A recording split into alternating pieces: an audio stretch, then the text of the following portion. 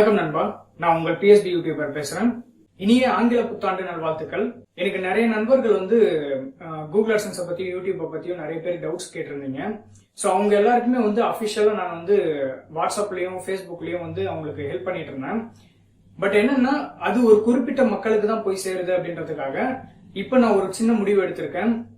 இதுக்கு முன்னாடி என்னால வீடியோஸ் போட முடியல. சோ அதனால இனிமே நான் வீடியோஸ் போடலாம் அப்படின்னு சொல்லிட்டு இருக்கேன்.